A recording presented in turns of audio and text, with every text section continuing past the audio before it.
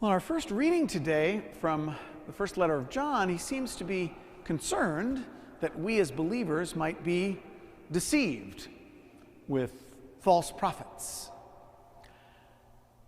And he encourages us to test the words that we hear, the people that we follow and listen to.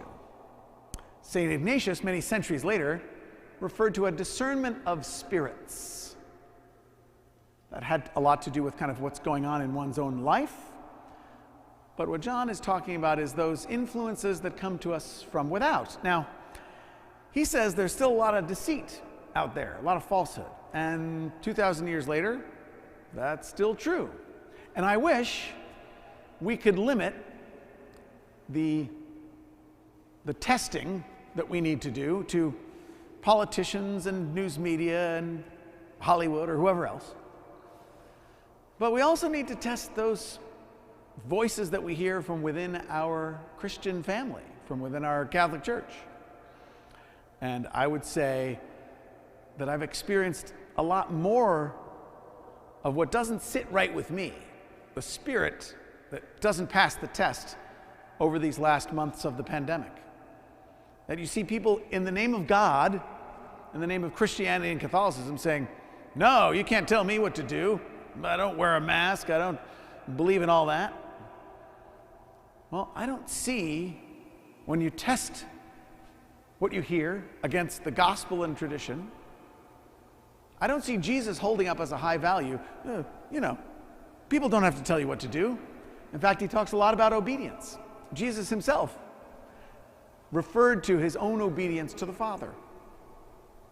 I also don't see a lot in the scriptures independence and privacy and my own thing and defending my family and all these things we hear from Christians.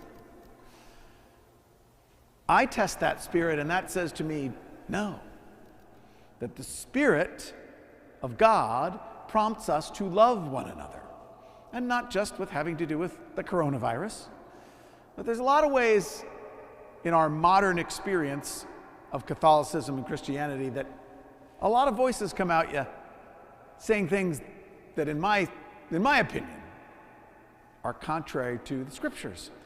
Now, to give them the benefit of the doubt, I don't think they're intentionally trying to deceive or just make money or part of a conspiracy theory or a deep state or whatever. People are deluded or deceived themselves, but that's why John puts it on us.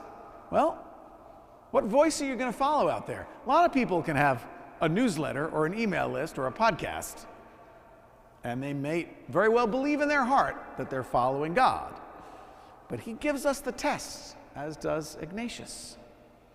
And when we hear people stamping their fist and saying, you can't tell me what to do, I say, where is that in the Bible? Where does Jesus advocate that? So when we're called to test, as we are almost every day these days, even from within our own church, when we even have bishops saying, quite frankly, outlandish things about whether or not we should get vaccinated, we need to bring that to the test. And God bless it, our church tries to do a lot of this for us and digests a lot of the confusing false prophets out there and gives us guidance. So it's still incumbent on us to kind of read up on that and not just follow whatever headline or whatever podcast that we hear.